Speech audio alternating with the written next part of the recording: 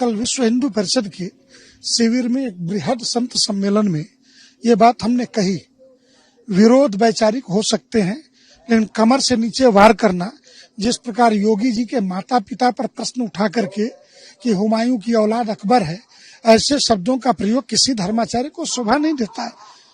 बाकी चीजों पे हमारा विरोध हो सकता है लेकिन गाली गलौज की भाषा में बात करने वाले व्यक्ति को संत नहीं माना जा सकता। दूसरे जो तथ्य हैं, जो कानून है या जो सुप्रीम कोर्ट का ऑर्डर है, हाई कोर्ट का ऑर्डर है, तो उसके आलोक में आपको अपने उत्तर देने हैं। अन्यथा नोटिस के बारे में कहें मुझसे नोटिस देके पूछा गया, ये मेरा अपमान है। ये ठीक उसी प्रकार से है कि जब राम जन्मभूमि पर सुप्रीम कोर्ट का निर्णय आया तो निर्णय के तत्काल बाद स्वरूपानंद के रामालय ट्रस्ट ने 1-1 ग्राम सोना इकट्ठा करना प्रारंभ कर दिया। जब प्रशासनिक अधिकारियों ने फोन करके कहा कि हम तुम्हारे पर एनएसए लगा के तुमको जेल में डालेंगे, ये सुप्रीम कोर्ट के ऑर्डर का उल्लंघन है, तो बंद हुआ। लेकिन तब तक जो सोना इकट्ठा किया गया था उस सोने का हिसाब आज तक नहीं मिला। कभी गंगा के नाम पे आंदोलन करके धन इकट्ठा करना, कभी राम जन्मभूमि के नाम पे रामालय न्यास का कोई हिसाब किताब नहीं करना। इसके बाद से आजकल गाय के नाम पर विधायक सांसद बनाने का खेल, और इस दिन लोकतांत्रिक देश है तो 10-20 कैंडिडेट मिल ही जाते हैं। तो ये जो पॉलिटिकल धंधा है ना, ये बहुत दिन तक चलता नहीं है।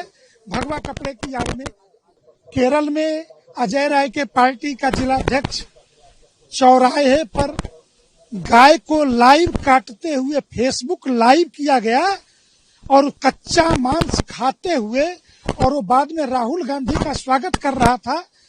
अरे ये बहुत दोगले चरित्र के लोग हैं कि सीधे सीधे गाय का कच्चा मांस और लाइव गाय को काटा जा रहा है। जिस कांग्रेस के अंदर वहाँ यूपी में प्रदेश अध्यक्ष, वोटों की गंदी राजनीति में ऐसी बातें पहले अपने आकाओं से पूछ तो ले कि ऐसा मैनिफेस्टो बनाने का उसके पास अधिकार भी है कि नहीं है।